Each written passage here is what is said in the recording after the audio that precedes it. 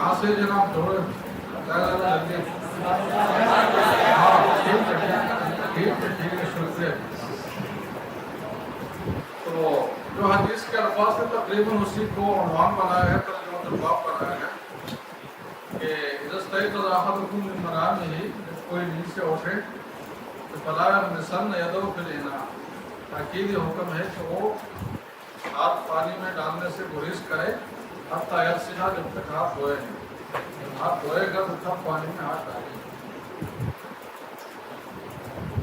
ترتیب سے شروع ہے امام ترمذی. پہلے استنجاء اور قضاء حاجت کی باتیں بتائے, اس کے بعد پھر مسواک کرنے کا, اس کے بعد پھر ہاتھ دھونے کا, پھر آگے وضو کے باقی ارکان بتائیں گے. اب یہ جو حکم ہے حدیث میں ذرا حدیث پڑھے. حدثنا ابو الولید احمد بن قال بن مشهور قال ومن ولد مسلم بن صاحب بن قال حدثنا الوليد بن مسلم الرزاعي عن زهير سعيد بن مسيب وبسلمة بن هريرة عن النبي صلى الله عليه وسلم قال حضور نے فرمایا کہ استيقظ احدكم من الليل. دیکھو یہاں من اللیل کی قید آئی ہے تو یہ قید احترازی ہے, اتفاقی ہے, تو آگے ہمیں پتہ چلے گا کہ کچھ امام اس کو احترازی بتاتے ہیں, کچھ اتفاقی بتاتے ہیں. تو آپ یہاں سے ذہن میں رکھ لیں کہ اس میں بات ہو سکتی ہے. جب کوئی رات کے نیند سے اٹھے تو فلا یدخل یدہ فی الاناء, ہاتھ ڈٹا لے برتن میں, حتی یفرغ علیہا مرتین و ثلاثا, جب تک پورے طور پر اس پر پانی نہ بہائے, 2 یا 3 بار. اس سے ایک نقطہ ذہن میں ابتدا سے ہی رکھیے کہ فقہا نے جو بات کی ہے نا کہ کپڑے پر اگر نجاست لگے تو 3 بار اس کو نچوڑ کر, تو ہر فقہی حکم کا کچھ نہ کچھ استئناس یا مستند یعنی استنادی حیثیت ہوتی کسی نص. اور جو فقہا نے 3 بار کی بات کی ہے وہ اس طرح کے روایت سے معقول ہے. 3 بار کو ازالے نجاست میں خاص اثر ہے کہ جب ایک کام آپ 3 بار کریں, یعنی ہاتھ 3 بار دھوئے یا کپڑا 3 بار دھوئے, تو 3 بار سے خاص اثر ہوتا ہے کہ اس میں نجاست بالعموم یقینی طور پر ظاہر ہوتی ہے. یہ 3 بار کی بات کو کہا نے اس طرح کی روایت سے دی ہے. تو کہا کہ ہر بات کو قدر کی نگاہ سے دیکھنی چاہیے. یہ نہیں ہے کہ انہوں نے اپنی طرف سے منمانی کی ہے اور یہ کیا اور وہ کیا. جیسے کہ بعض جو ہے نا نادان قسم کے غیر مقلد لوگ کہتے ہیں, کہا کی توہین کرتے ہیں, ان کے خدمات کو قدر کی نگاہ سے نہیں دیکھتے. دوسری بات یہ ہے کہ یہ جو حکم ہے اس کی علت ہے, اور وہ علت حدیث میں خود بیان ہوئی ہے.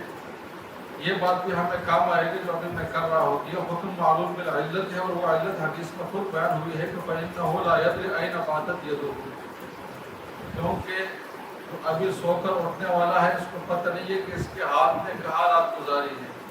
ایک ادبی تعبیر ہے. کہاں رات گزاری کا مطلب یہ ہے کہ ہو سکتے ہیں کہ نجاست کی جگہوں پر لگا ہوئے ہاتھ, اور نجاست کی جگہوں پر لگنے کی وجہ سے اس پر نجاست بھی لگی.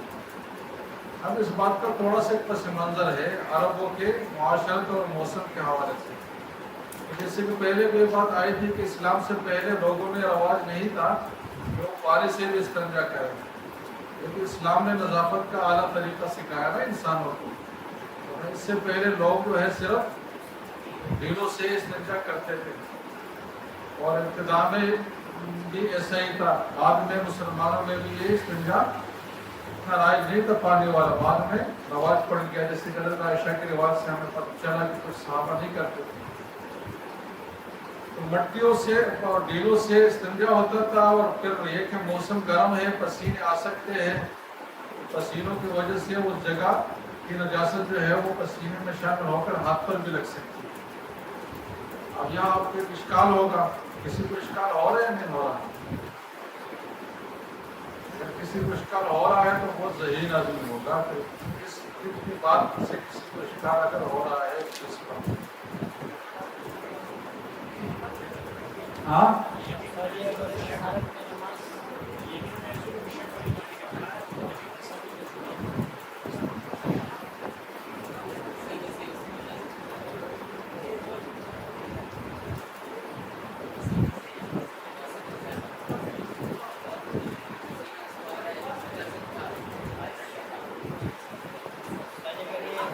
اس میں بھی اشکال چھپا ہوا ہے. استنجا نہ کریں تو نماز کا کیا حکم ہے؟ حالانکہ نجاست ہے ابھی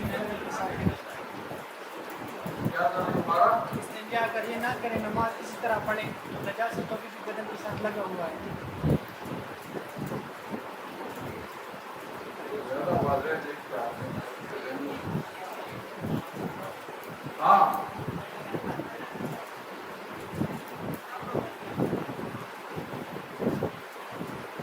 یہ بھی ہے لیکن چلو یہ بھی چلو اچھا ہے. آپ دونوں پہنچ گئے کچھ نہ کچھ. وہ یہ ہے کہ جب نجاست کی بات آئے تو جو وہاں لگا ہے تو وہاں بھی کچھ کال ہے نا کہ وہاں لگا ہے تو کیسے درست ہے نماز. یہ تو نہیں پتا ہے کہ وہاں سے بھی دور ہے. آپ کی بات ہم کر رہے ہیں نا جو اصل اوریجن ہے اس کا جو جڑ ہے اس کی بات ہم کیوں نہیں کر رہے. تو اس لیے ہے کہ نجاست جب تک اپنے محل میں ہو تو وہ نجاست ہی نہیں ہے. اس کے حوالے سے وہ نجاست نہیں ہے. آپ نے اگر استنجا کیا ہیلوں سے اور وہاں کچھ نہ کچھ لگا ہے تو بس وہ نجاست شمار ہی نہیں ہوگی. وہ نجاست جب شمار ہوگی جب دوسری جگہ میں وہ لگ جائے.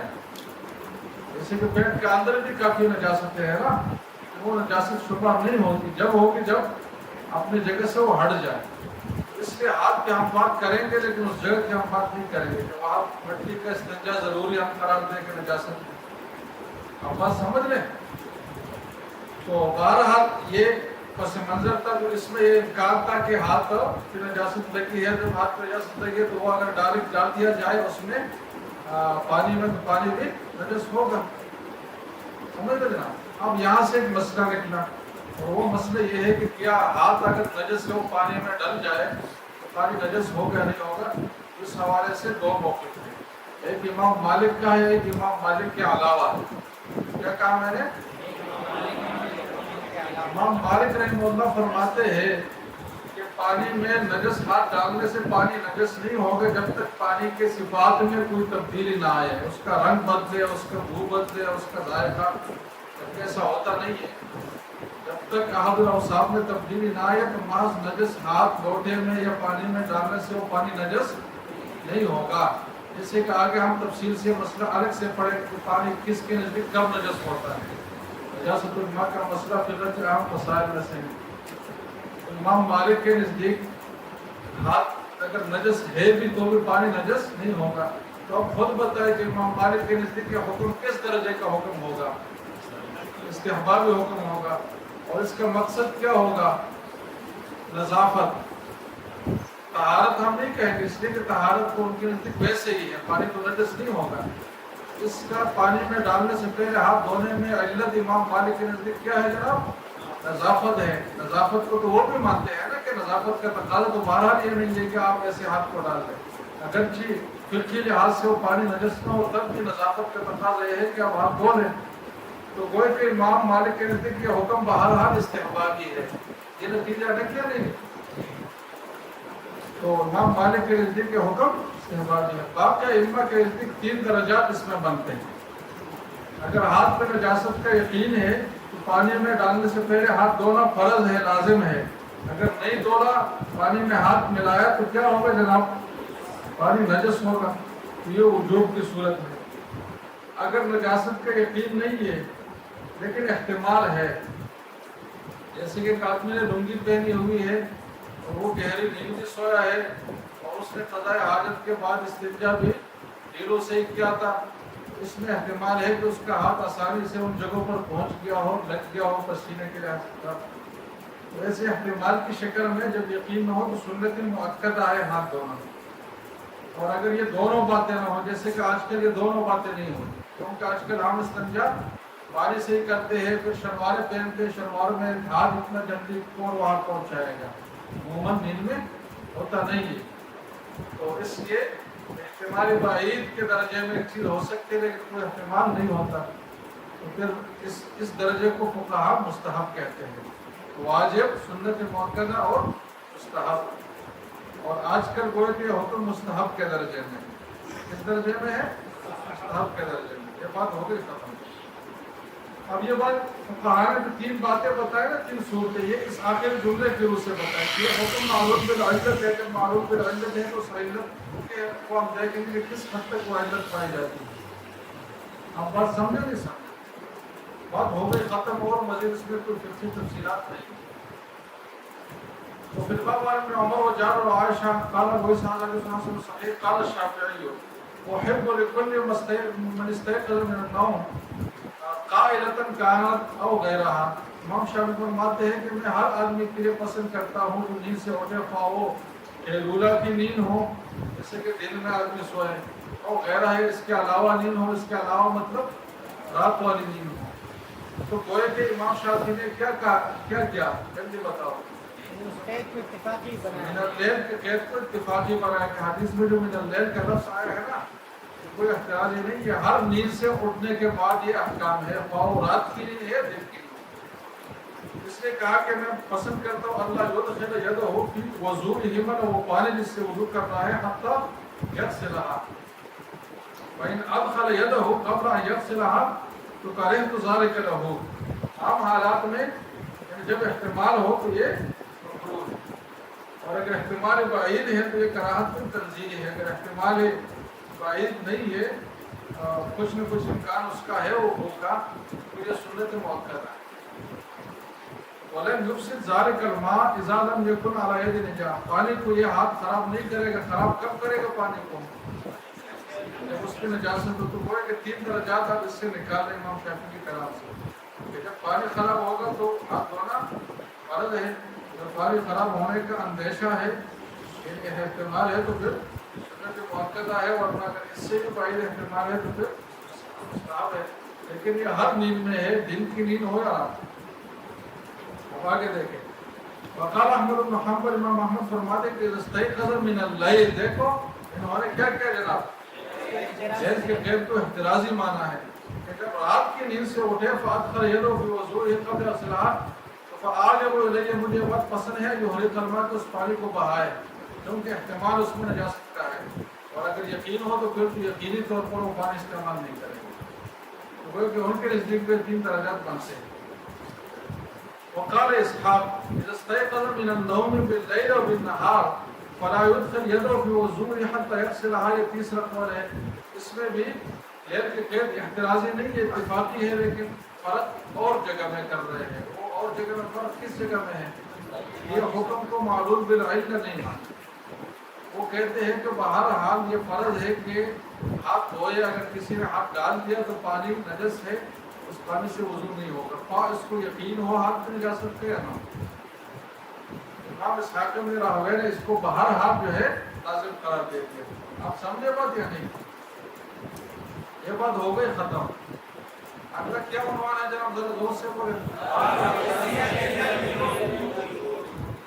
وضو کے وقت اللہ کا نام لے. اللہ کا نام ہر اہم موقع پر لینا یہ سنت ہے، اور بعض جگہوں پر لینا تو لازم ہے، جیسے کہ جانور ذبح کرتے وقت. اگر اللہ کا نام آپ نے نہیں لیا تو جانور جائز ہی نہیں ہوگا، حلال ہی نہیں ہوگا. اللہ کا نام لینے میں اصل نقطہ کیا ہے؟ تاکہ ہم یہ سمجھے اور یہ استحضار کرے اور اپنے ایک کیفیت یہ بنائے، اندرونی کیفیت جس کو حضوری کیفیت کہتے ہیں، کہ سب چیزیں اللہ کی ہیں. دنیا میں جو کچھ بھی ہے کس کا ہے جناب؟ اللہ کا ہے. تو ہم اس کی اجازت سے ہی وہ استعمال کریں گے، اور اس کی اجازت کی دلیل کیا ہوگی؟ کہ ہم اس پہ اللہ کا نام لیں. جب تک ہم نے نام نہیں لیا کوئی کہ ہم بدماشی کرتے. جب اللہ کا نام لیں گے تو کوئی کہ ہم احترام کے ساتھ اللہ سے اجازت لے کر وہ چیز استعمال کر رہے ہیں. بسم اللہ کہنے میں یہ وہ ہے، نقطہ ہے. اور اس لیے اس کی برکت بھی بہت عظیم ہے، اور اس کے نہ ہونے کی صورت میں بھی برکت بھی بہت زیادہ ہے. جیسے کہ حدیث میں ہے کہ ہر اہم کام بسم اللہ کے بغیر، اللہ کے ذکر کے بغیر شروع کیا جائے تو وہ بے برکت ہوگی، وہ ناقص اور مخدوش قسم کی. تو اس ضابطے میں ہر عمل داخل ہے، وضو بھی اس میں داخل ہے. البتہ اتنی بات ہے کہ ہر موقع کے لحاظ سے ہم بسم اللہ کے ساتھ ایک مناسب لفظ لگاتے ہیں. جیسے کہ جب کھانے کے لیے ہم اللہ کا نام لیتے ہیں تو ہم کھانے کی مناسبت سے برکت کا لفظ لگاتے ہیں. بسم اللہ وعلی برکت اللہ. جب جانور ذبح کرتے وقت اللہ کا نام لیتے ہیں تو اس موقع جو ایک عظمت شان کے اظہار کا موقع ہے، اس کے حساب سے ہم بسم اللہ اللہ اکبر، اللہ بڑی شان والے، وہ اللہ اکبر کا لفظ لگاتے ہیں. اس طریقے سے وضو کے وقت، وضو چونکہ ایک نعمت ہے، پانی کی نعمت کو استعمال کرتے ہوئے ہم ایک دوسری نعمت طہارت کا حاصل کر رہے ہیں. یہ نعمت کے اظہار کا موقع ہے، اس کے لیے شکر اور ثنا کا جملہ ہونا چاہیے. اس لیے اس موقع پر بسم اللہ والحمدللہ کہنا حدیث میں آیا ہے. معارف السنن میں پاس بسم اللہ والحمدللہ. جب ہم وضو کے وقت اللہ کا نام لیں گے کیا صیغہ استعمال کریں گے جناب؟ ہاں. اور یہ کب کریں گے؟ ہاتھ دھونے کے بعد جب ہم وضو شروع کریں گے، کیونکہ ہاتھ دھونا یہ وضو کی تمہید، یہ وضو کا حصہ نہیں ہے. وضو اس کے بعد شروع ہو. تو کوئی کہ اللہ کا نام لیا جائے گا اس صیغے کے ساتھ. حدثنا رسول علیہ وسلم. ہاں اب اس کا حکم کیا ہے جناب؟ اللہ کا نام لینے کا حکم کیا ہے؟ فرض ہے، واجب ہے، مستحب ہے، کیا ہے؟ تو امام مالک کی طرف ایک قول منسوب ہے کہ وہ اس کو بدعت کہتے ہیں، اور امام ابو حنیفہ کا اپنی رائے یہ ہے کہ مستحب ہے. سنت مؤکدہ نہیں بلکہ مستحب ہے. لیکن جمہور فقہا کی رائے جو ہے وہ یہی ہے کہ سنت مؤکدہ ہے. البتہ حناف میں سے علامہ ابن حمام اور ظاہریہ اور اسحاق بن راہویہ یہ حضرات فرماتے ہیں کہ یہ فرض ہے. اگر کسی نے اللہ کا نام نہیں لیا تو اس کا وضو ہی نہیں ہوگا، الا یہ کہ وہ کوئی تعویل کر رہا ہو اس حدیث میں اور اجتہادی اختلاف رکھتا ہو وہ تو الگ بات ہے. لیکن کسی یعنی مطلب عالم فاضل آدمی ہو، وہ ان دلائل کی تعویل کر رہا ہو، اس کا تو وضو ہوگا. لیکن جو عام آدمی ہے اگر اس نے اللہ کا نام نہیں لیا تو اس کا وضو ہی نہیں ہوگا. یہ کس کا مطلب ہے جناب؟ علامہ سے علامہ ابن حمام کا اور باقی اسحاق بن راہویہ اور ظاہریہ. اب یہ جو اختلاف بنا یہ حدیث میں آگے جو صیغہ استعمال ہوا ہے اس سے بنا ہے. آپ ذرا دیکھیں. قال حدثنا بشر بن فضل بن الرحمن بن حرملہ عن سفار المری عن رباح بن عبد الرحمن. یہ سفار المری کا نام یاد رکھیں، اس پہ آگے بات ہوگی. اور یہ آگے جو نام ہے نا رباح بن عبد الرحمن، یہ بھی یاد رکھیں، اس پر بھی بات ہوگی. ابن ابي سفيان بن حويط عن جدته عن ابيها قالت سمعت رسول الله صلى الله عليه وسلم يقول لا وضوء لمن لم يذكر اسم الله عليه. جو شخص کا وضو وجود ہی نہیں رکھتا جس نے اللہ کا نام نہیں لیا، اس کے وضو کا عدم ہے جس نے اللہ کا نام نہیں لیا. اب اس سے ظاہریہ نے اور علامہ ابن حمام وغیرہ نے کس چیز پہ استدلال کیا؟ وجوب و فرضیت پر. کہ جب وضو ہے ہی نہیں تو اس کا مطلب یہ کہ چیز لازم ہے. تو وہ لا وضو کو نفی شے کے معنی میں لیتے ہیں. لا لنفی جنس، لا لنفی شے. اور اگر نفی شے کے معنی میں آپ لیں گے تو پھر اس کا معنی فرضیت ہی ہے. لیکن باقی فقہا کہتے ہیں کہ لا نفی کمال کے لیے بھی آتا ہے. تو لا وضو کا مطلب کامل وضو نہیں کیا اس شخص کا جس کا اللہ کا نام نہیں لیا، اور جس نے لیا تو اس کا وضو کامل ہے. ہم دوسرے دلائل کی روح سے اس توجہ کو ترجیح دیں گے. کون سی توجہ کو؟ لفظ کمال والی. اور دو چیزیں ہیں، دو قرائن ہیں جس کی وجہ سے ہم اس توجہ کو ترجیح دیں گے. دو قرائن میں سے ایک قرینہ یہ ہے کہ جیسے کہ آگے امام احمد قول نقل کریں گے کہ تسمیہ عند الوضو کے بارے میں کوئی بھی روایت صحیح درجے کی نہیں. سب روایات میں کوئی نہ کوئی کلام ہے. تو یہ روایات سب کے سب ضعیف ہیں، اور ضعیف روایات سے فرضیت ثابت نہیں ہو سکتی. دوسری بات اس سے بھی زیادہ اہم ہے وہ ہے کہ وضو کا طریقہ کئی صحابہ سے منقول ہے، تفصیلی طریقہ. اس میں سے کسی ایک صحابی سے بھی یہ منقول نہیں ہے کہ اس نے وضو کے وقت بسم اللہ کر کے وضو کیا ہو یا وضو لوگوں کو سکھایا ہو، دکھایا ہو. بسم اللہ کے بغیر ہے. تو اگر بسم اللہ کوئی فرض چیز ہوتی تو وہ صحابہ یقیناً اس کا اظہار ضرور کرتے ہیں باقی لوگوں کے سامنے. کیونکہ جب آپ ایک چیز سکھا رہے ہیں تو یہ بہت ظاہر قسم کی بات ہے نا کہ آپ فرض چیز کو چھوڑ دیں اور سنتیں سکھانا شروع کریں. یہ دو مضبوط قرائن ہے کہ یہ تسمیہ عند الوضو فرض نہیں ہے. آپ بات سمجھے نہیں سمجھے؟ اب آگے ذرا پڑھیں. پھر باب عائشہ جو ہو رہے ہیں بسائن پورے سارے مسائل عارض سمکھانا ہوئی سمکھانا احمد. یہ وہ امام احمد والی بات ہے کہ لا عالم فی حاضر باب حدیث له اسناد جید. حاضر باب سے مراد کیا ہے جناب؟ التسمیہ عند الوضو. اس موقع پر مجھے کوئی ایسی حدیث معلوم نہیں ہے اس کی سند جید ہو. انہوں نے جید کا استعمال کیا، صحیح سے نیچے ڈالا. جید سند والے میں نہیں ہے. حتیٰ کہ یہ روایت جو ہم نے پڑھی ہے یہ بھی جید سند والی نہیں ہے. کیوں نہیں ہے؟ اس لیے کہ اس میں جو مصطفیٰ مرری ہے نا ابو صفات اور یہ ضعیف ہے. وقال اسحاق، یہ اسحاق ابن راہویہ جو احناف میں سرنامہ ابن حمام کا موقف ہے، فضیلت کے قائل ہے، اس کا تذکرہ ہے. وقال اسحاق اس طرح کا تسمیت عامدن اعاد الوضوء، اگر قصدن اس نے چھوڑ دیا ہے تو وضو اس کا ہوا ہی نہیں ہے. جب ہوا نہ ہو تو پھر دوبارہ کرے گا بسم اللہ کے ساتھ. اگر بھول گیا تو ہم اس کو ایڈوانٹیج دیں گے.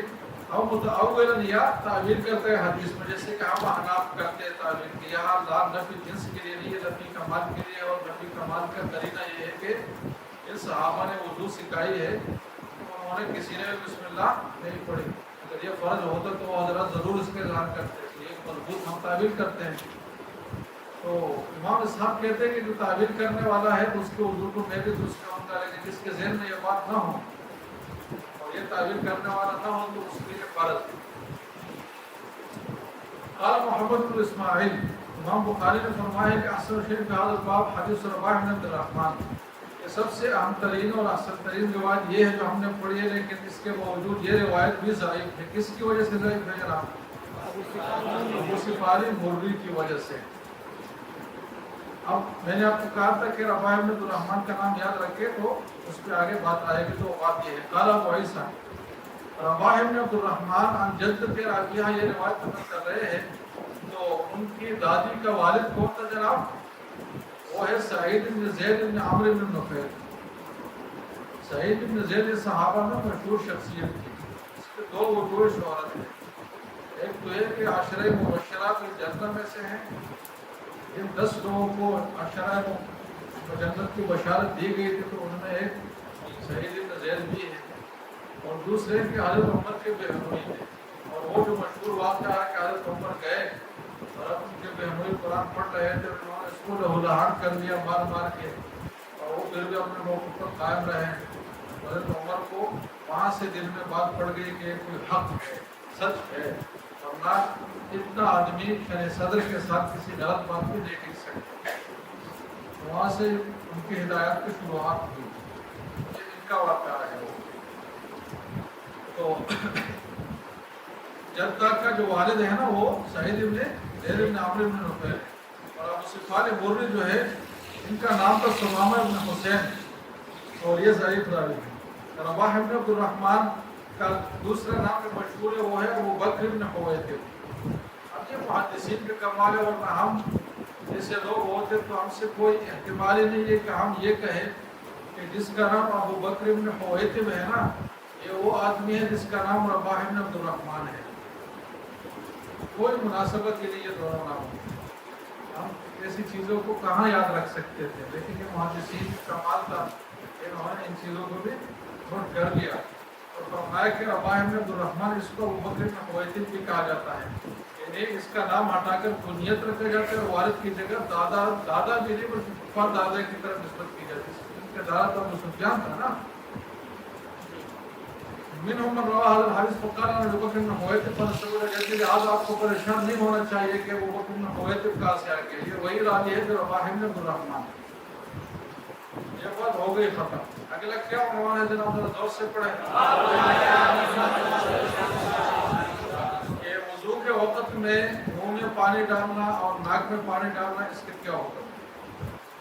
مزمزہ کا لغوی معنی ہے چیز کو ہاتھ میں لے کر ہلانا. ایسے مزمزے میں بھی ایسے ہوتا ہے کہ منہ پانی منہ میں ڈال کر اس کو ہلایا جاتا ہے. استنشاق کے دو معنی ہیں، ایک چیز کو زور سے سونگنا، دوسرا چیز کو ناک میں چڑھانا، جہاں دوسرے معنی میں.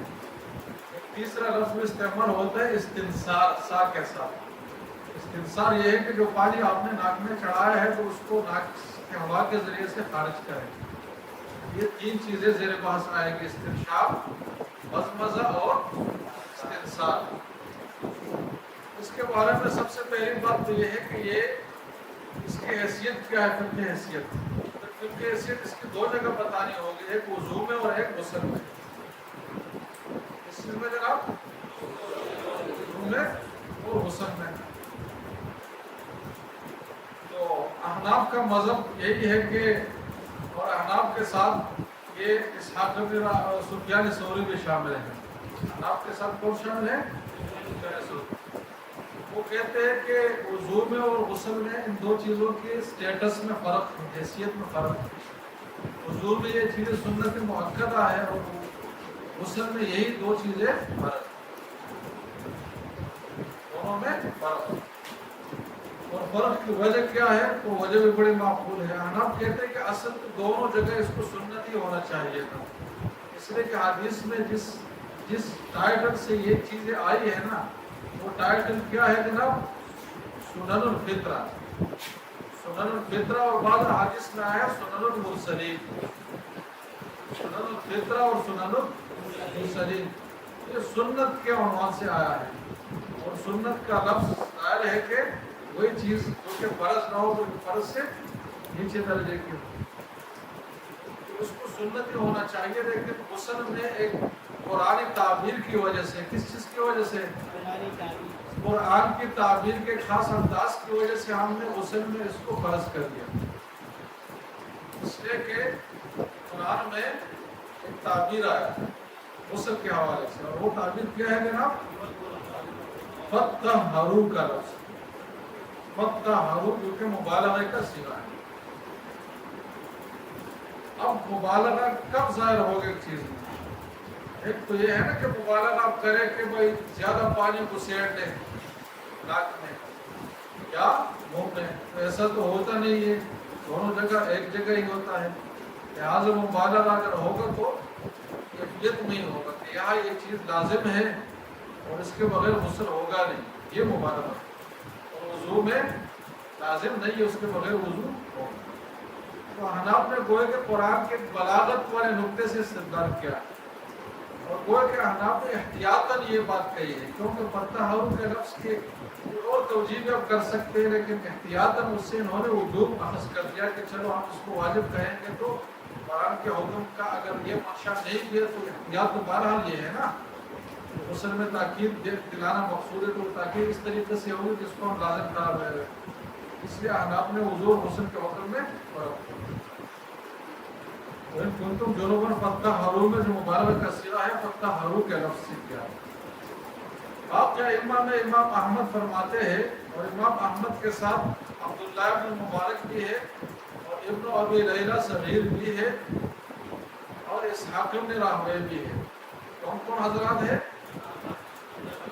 امام احمد ہے، اسحاق بن راہویہ ہے، ابن ابی لیلہ صغیر ہے اور عبداللہ بن مبارک ہے. عبداللہ بن مبارک کے اکثر اقوال احناف کی طرح ہوتے رہے، کچھ تھوڑی بہت جگہوں میں دوسرے ائمہ کے موافقت بھی اختیار کرتے ہیں، جیسے کہ اس مسئلے میں ان کے نزدیک یہ دونوں جگہ فرض ہے، لازم ہے، وضو میں بھی اور غسل میں بھی. سمجھ رہے جناب؟ اور امام مالک اور امام شافعی کے نزدیک دونوں جگہ سنت ہے، وضو میں بھی غسل میں بھی. باقی ائمہ کی دلیل واضح ہے کہ اس کو سنن الفطرہ کہا گیا ہے، اور سنت کا مطلب یہی ہے کہ وہ چیز لازمی حیثیت کی نہیں ہے. لیکن احناف نے قرآن کی تعبیر کی وجہ سے اس میں فرق کیا ہے. اب اس میں تیسری چیز کا تذکرہ ہی نہیں آیا. تیسری چیز کون سی تھی جناب؟ استنصار. استنصار کا مطلب کیا ہے؟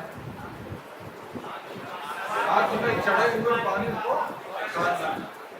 اس کا تذکرہ اس طرح آئے گا کہ امام احمد کہتے ہیں کہ دونوں چیزیں وضو اور غسل دونوں میں لازم ہے، لیکن استنصار پھر زیادہ لازم ہے بنسبت چڑھانے. پانی چڑھانا اتنا لازم نہیں ہے جیسے کہ اس کا کام بتا دیں. حدثنا قتيبة قال حدثنا حماد بن زيد بن جرير بن منصور عن هلال بن اسحاق بن سلمة بن قيس قال رسول الله صلى الله عليه وسلم فانتصر. جب آپ وضو کریں تو فانتصر پانی نکال لیں. پانی نکالنا فرع ہے کس چیز کا جناب؟ پانی چڑھانے کا. اس میں پانی چڑھانے کا حکم خود کو خود ہوا. وَجَسْتَجْمَرْتَ فَوَتِّرْ. اور جب آپ پتھر تلاش کرے تو طاق عادت کیا کرو. کیا مطلب پتھر تلاش کرے؟ استنجا کے لیے پتھر تلاش کرے، اس میں طاق عادت کو اختیار کرو. اس پر سب کا اتفاق ہے کہ طاق کا مطلب ایک کے علاوہ جو طاق ہے، کیونکہ ایک پتھر سے استنجا نہیں ہوتا. 3 5 7 اس طریقے سے. دیکھیں امام مالک اور امام شافعی نے کیا فرمایا تھا استنشاق اور مضمضہ کے بارے میں؟ دونوں جگہ سنت ہے، لیکن دوسرا جیسے کہ پہلے ہم پڑھ چکے ہیں کہ امام مالک اور امام شافعی تسلیس کو لازم قرار دیتے ہیں، استنجا میں 3 پتھروں کے استعمال کو الگ سے وہ لازم قرار دیتے ہیں۔ تو وہ کہ امام شافعی نے حدیث کے دونوں جملوں میں فرق کر لیا ہے، ایک جملے کا مطلب کچھ اور لیا ہے، دوسرے جملے کا کچھ اور لیا ہے، جو کہ ایک نامناسب بات ہے۔ ایسا نہیں ہوتا، عموماً ایک لڑی میں جو باتیں ذکر کی جاتی ہے تو وہ ایک ہی حیثیت کی ہوتی ہے۔ تو ہم امام شافعی کے استدلال کے ذوق کے طور پر یہ بات پیش کر رہے ہیں کہ آپ نے دیکھو کتنا بعید فرق کیا ہے، کہ ایک ہی جملے سے سنیت کی ہے اور اس جیسا دوسرا جملہ ہے اس سے آپ نے وجوب فراہم کیا ہے۔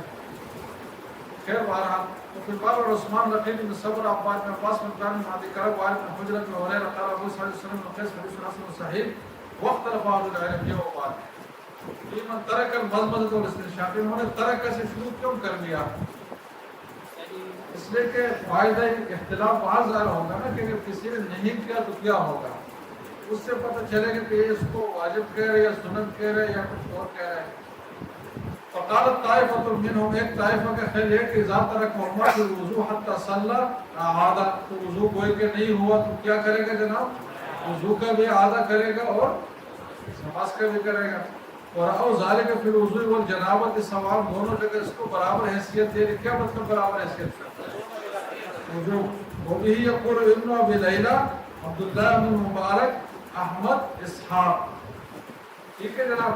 وقال احمد الاستنشاق اوقد من المضمضہ، استنشاق اوقد ہے مضمضہ سے، اور پھر استنشاق میں بھی استنثار اوقد ہے استنشاق سے۔